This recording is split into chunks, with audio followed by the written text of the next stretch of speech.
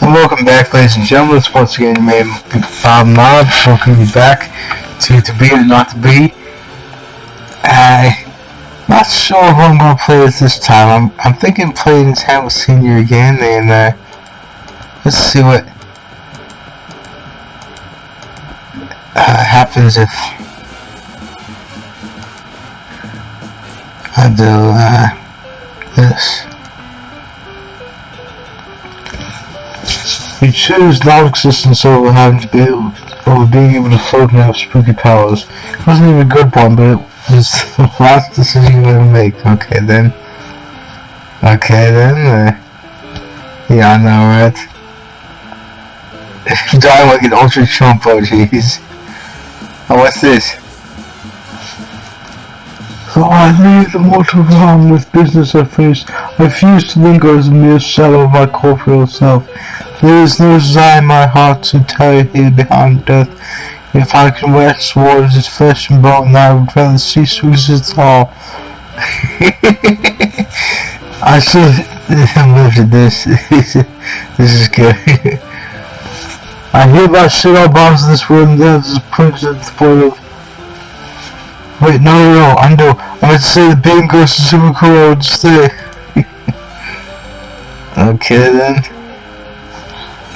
Alright, let's see what happens this time.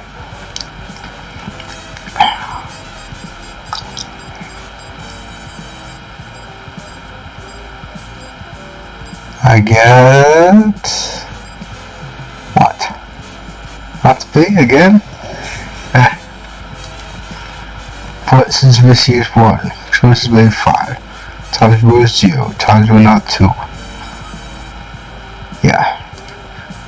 Okay, so yeah, okay, yeah, let's see what happens.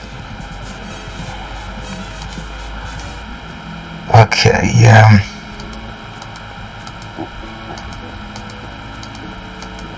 Oh jeez. Okay, what's this do? Probably, say out loud to nobody in particular, probably I just died of a heart attack. Yes, there was definitely no foul play to investigate here. I'm not that curious about the circumstances of your own death, but there's certainly room for incurious people in the afterlife. You, for example, spend the rest of your afterlife, which is forever, training little ghost puppies how to be better dogs. And they're so cute, they stay puppies forever and never grow up, just get better and better and cuter, and oh my gosh, it's adorable! Just want to see Frank Lewis see it's all in black and white like that. Also reminds me of Cooking Companions. I'll put the link to that in the description. There's a lot of things like this in here, like that and that, when you suffer from nightmares. And to an extent also reminds me of how bored it is of another game I purchased on Bundle Support the World of Warrior Project. I'll put the link to that in the description too. Called Scarlet Hollow. Awesome horror game.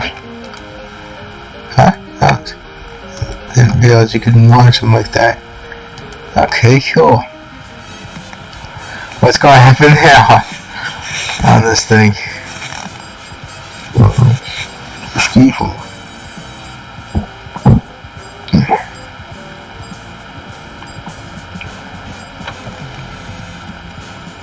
Not to be again? Okay. Choices made 1, times you were 0, times you're not 0. Oh jeez. Okay, so alright, so let's see what happens if I do this.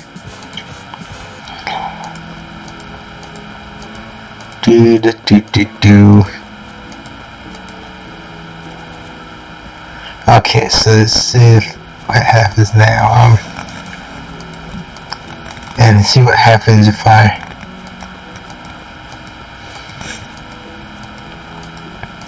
choose the other thing about this.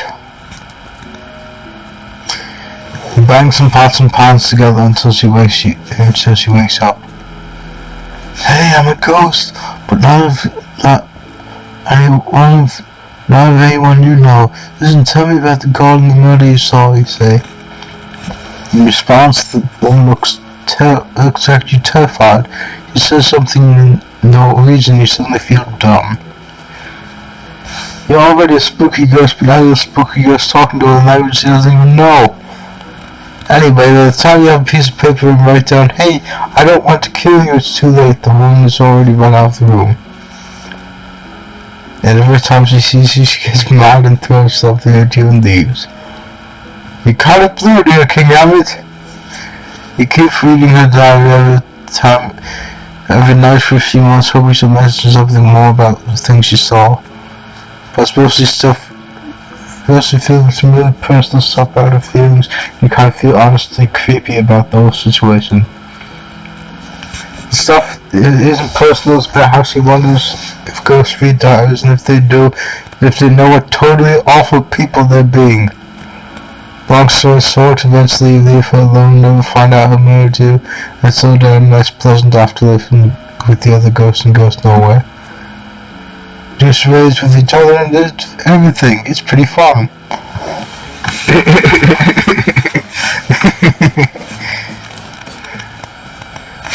Well, at least I got another good piece of artwork. Okay, so what's gonna happen now?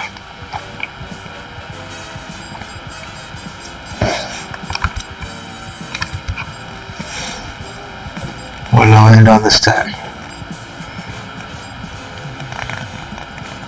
Not to me again? I wonder if it always does that. Choice made 2 times you were 0 times you were not 0. Okay, restart from the checkpoint. Actually, yeah, restart from the beginning. Let's see here.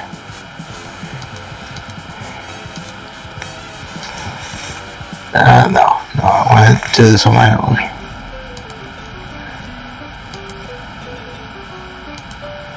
Oh man, why did they do this? Why did they have to skip at all? Oh well.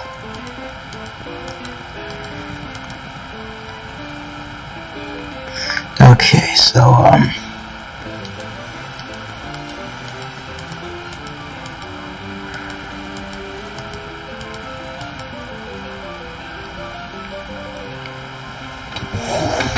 let's see if playing Hamlet again. Okay, so if I could just find a way of skipping through all of this that I've already read, then, oh jeez. Okay, so this is why I didn't do this last time. You hold up your hand and open your mouth because you always say things longest direct until I choose this one. Yeah, I did do this one before. Oh jeez. I did do this one before. While you're busy doing that, your friend Horatio bumps into you and tells you, "Oh wait, did I already do this? Yeah, I did this before." Oh jeez. Alright, yeah. "I'll be there at 11:30 sharp," you say, and Horatio leaves satisfied. Well, now you have put. Okay, yeah, this is the one I didn't do. I don't know what's going to happen here. This is right, you're Ophelia. You're a beautiful, independent young woman now. It makes you really laugh when you think about it. You fall in love with the prince. Prince Hamlet is funny and charming, and he seems to like you a lot. You try not to get too excited about it because you might think that things are really going great. Only, yeah, wait, I've done this before, so I'm trying to think of what I didn't do yet.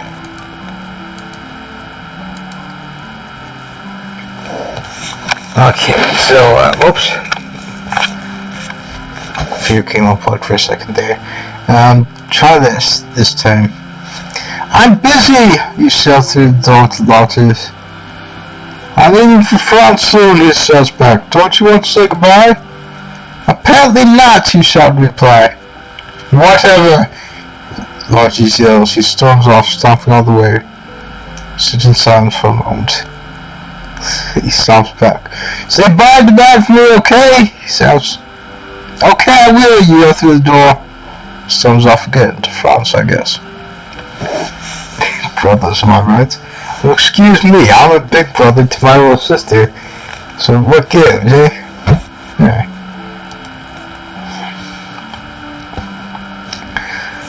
After our desk, you continue work on the problem of automatically heating the castle. Hours turn into days, and you're generally left alone by both your family and your boyfriend. Your father ignoring you is no big deal, and while you're a little worried about Hamlet not stopping by more often, he has asked you to leave him for a while as he mourns, leave him alone for a while as he mourns, respecting his wishes. But if you're going to be honest with yourself, you've also just gotten really absorbed in this problem. You decide to split the problem into two sections, living heat and knowing when to live the heat. It would be possible to put servants in every room and have them report when it's too cold. That's expensive. I'm pretty sure this was already done. Oh, jeez.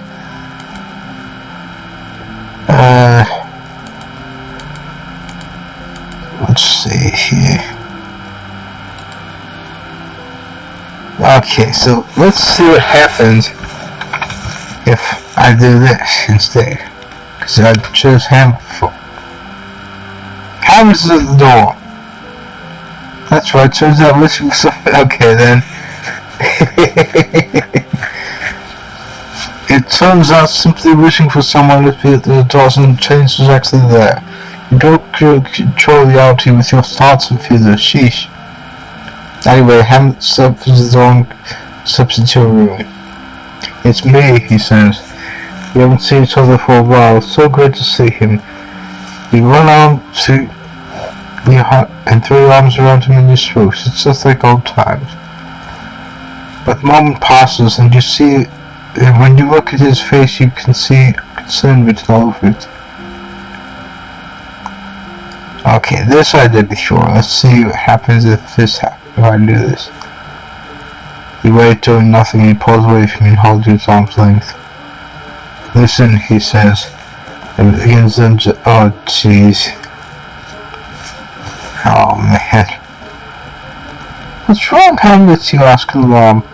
You say, that sounds like it's the obvious question, but you ask it anyway. Why are you firing your stockings? Instead of answering, he grabs you by the wrist. You come to the entirely obvious conclusion this is in fact acting like himself. That conclusion is reinforced in the next few moments when he moves his other hand to his forehead as if he might faint, but instead of fainting he stares at you intensely. Hamlet, I don't know why you're doing this, you begin, and he sighs really loudly. It's the most intense sigh I've ever heard. It's actually kind of impressive. Look, if you just talk to me, you begin.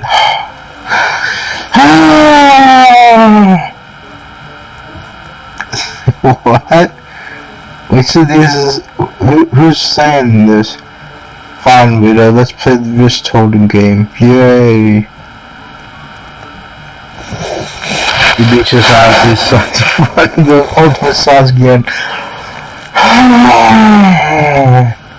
And then gets up and leaves in what can only be described as the creepiest way possible. Walking with his hand wrenched over his shoulder so he can watch you even as he crab walks out the door. Well, that was weird. Just want to check to see how long it's been going. Okay, maybe he's sick. You decide to check with your dad because as long as he doesn't have experience them. Okay, yeah, let's try this. You go and see your dad. Hey, is Hamlet sick, you ask? Polonius isn't there. Instead, his room is full. Instead, in his room, we find an oversized crew papier-mâché Hamlet's head and note labeled 3-step plan to replacing Hamlet. Oh, jeez. Let's take a note.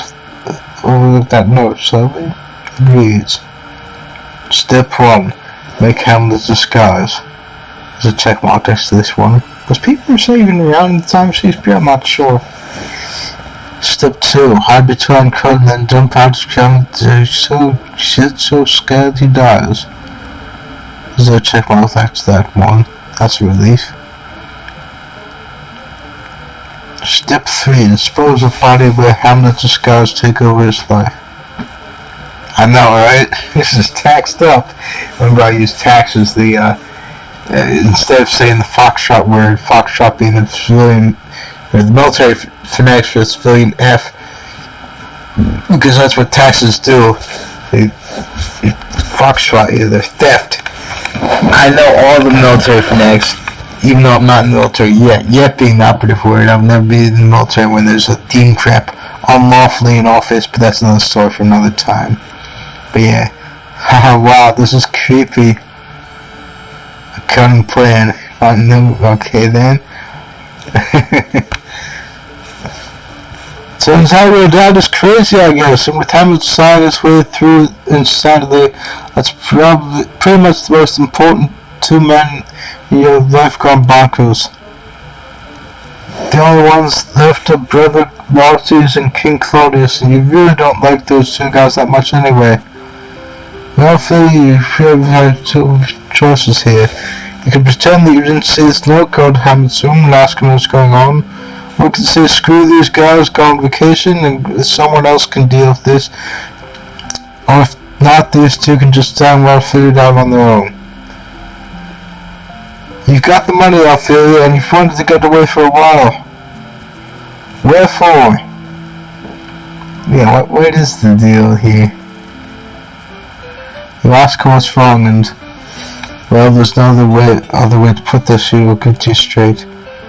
Ham tells you about a spooky ghost and a plan for murdering his stepfather, Claudius, pretended to the throne. I'll be frank, it sounds crazy. A ghost? Murder?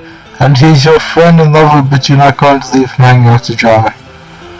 As swiftly as you can, you tell him you're pretty sure the ghosts don't exist, but even if they do, you need to be certain the ghost he saw was actually the ghost of his father. What if some other ghost trying to mess things up? It seems to give him pause. That reminds me of potato gives pause from cooking companions. Hamlet, I think I might have done that before. I know I said that before, I've said about that before, but I've already done this in a previous run, but yeah. Hamlet admits he's never actually asked the ghost for information on the list. I don't know. It's possible the ghost could be an imposter. I'll come with you tonight, sweetie, you say. We'll go together, and if ghost shows up, we'll figure out what to do. I'm confident that no ghost will appear in this world, just go away. You take his hand and squeeze. Hamlet looks up to you and you can see his leaf. Okay, he says, smiling. Okay then. Evening comes and Hamlet... Wait a minute. Evening comes and Hamlet leads you to the spot outside where they first saw the ghost. We have to wait around until midnight, he says. I think that's when the ghost normally shows up. It's past the time you say storytelling game where you... Yeah, I remember doing this. Once, here we begin. Upon, he says. I, you say. Time, he says. There, he say. Was, he says. A, you say. Beautiful, he says, looking at you, you smile. Prince, he replied, and he smiles back. Who, he says.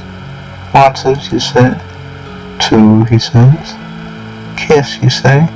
His girlfriend, he says. That's cheating, you say, and then you're kissing. Okay. Yeah, this one I didn't do before. Turn her head away after a few smooshes. Oh wait, no, I did do this before. Oh jeez. Oh well.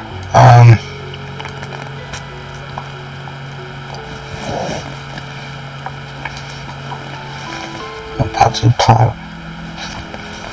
Okay, so what happens now? It's new, if anything. Ghost reveal, Ophelia, surprise! Hamlet looks up from the ghost and waves. Hi, Dad, he says. Okay, yeah, this one I haven't done before. Excuse me, you say. Ghost pretends not to hear you. Excuse me, Mr. Ghost? You inquire, raising your hand. So, says the ghost. Hamlet tells me you want to call him to kill King Claudius, you say. Yepers, says the ghost. Well, you pardon my rudeness, but why do ghosts need someone else to commit a murder? Ghosts can bang pots around or whatever, can't you just stick up behind him and hit him over the head with one? Ophelia, what are you doing? Asking a question, you say. Who is this creature? Asks the ghost. Who am I? You cries incredulously. Don't you know? Aren't you Hamlet Senior? She has some doubts. How explains the ghost. Reminds me of I have my doubts in the case of Amontillado by a girl in Pearl who I still with him to speak his name since he served in the military. I actually read that story out loud and I'll put the link in the description. Ghost addresses you. You Daphne! He bellows.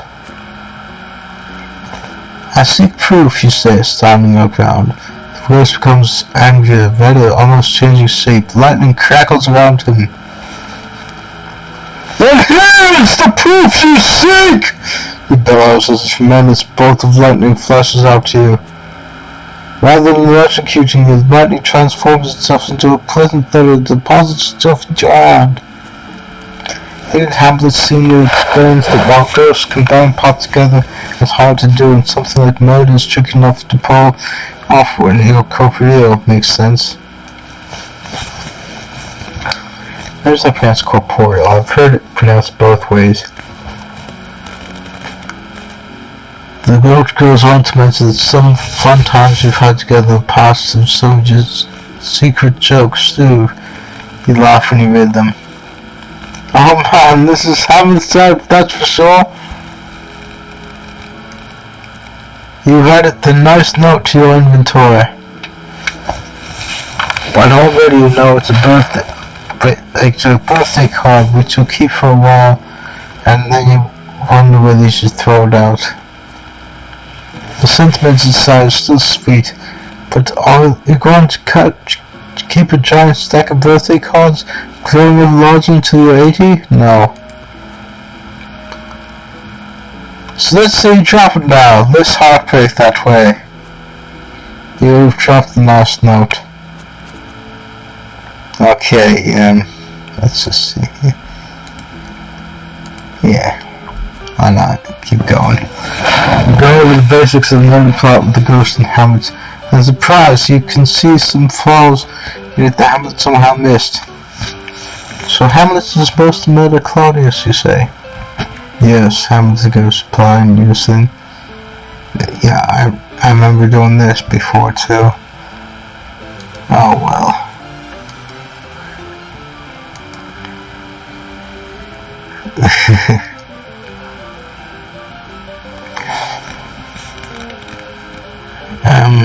So what's the plan to prevent Claudius from becoming a ghost and seeking his own revenge, you say, raising one eyebrow?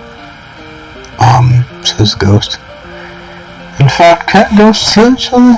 Because, I remember doing this before. Oh, jeez. I think...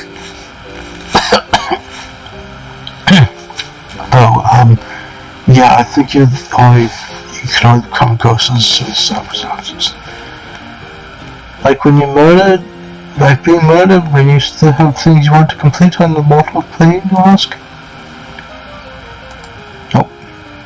Ah! That's it. Did I just skip? I left clicked by, or right clicked by accident. I guess, because I hadn't done this before. On the other hand, you say, because both Hamlet and the ghost, the greatest proof that immortal ghosts aren't possible is that we're not overrun with them right now. The ghost blinks, you haven't considered that. Well, the first ghost I've ever seen haven't seen you, and the fact ghosts live forever and expect I already have been bothered by caveman ghosts long ago. Each of them demanding that ghost smashing other cavemen's descendants' head to make up for what they got that had smashed in hundreds of generations before I was born. Old hatreds lasting forever, ancient slights never forgotten, and the embarrassing prejudices of our grandparents multiplied 1,000 times. You trail off, wondering imagining how frustrating it would be to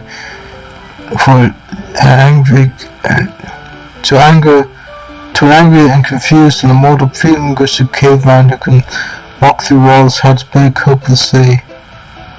The pangs of despised love, the laws to lay, the insolence of office, the spurns that patient merit of the unworthy takes.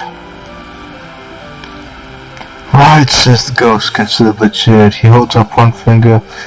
So either immortal ghosts have bad things to do with the time, which is good. He holds up a second finger. I'm the first immortal ghost, which is good, because then they're really unlikely, and we can't expect that Claudius will be the second one. Or I'm going to ghost die someday, which is bad. Not all that bad, you say. After all, you've died once before and came through our vaults. You can float now. True, the ghost says, floating. Okay, so are you guys in what? Will you murder Claudius and avenge our death? Okay, so that's something new. I wonder if I'll ever go back to Hamlet at this point in this story. Okay.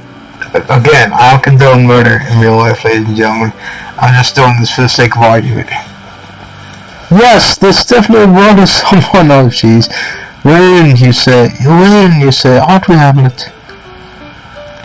The two of us will avenge you, father, he says solemnly. Me too, replies the ghost. Two heads are better than one, right? Okay, I'm going to go now. Be sure to let me know when he's dead. Shad's body is turned to you when you realize something. Wait! He shouts and the ghost stops. You can become invisible and walk over places, right?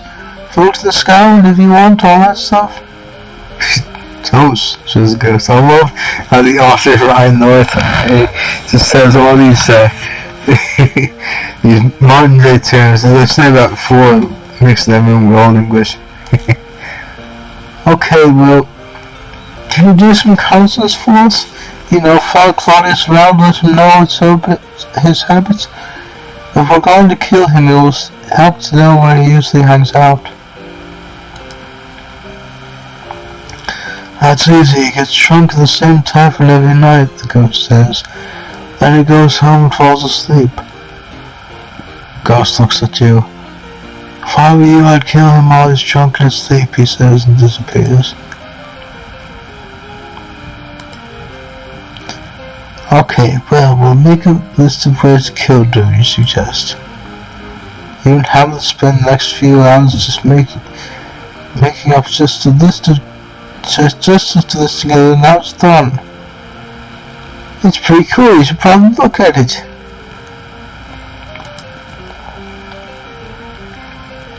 Ways to murder a king. Okay.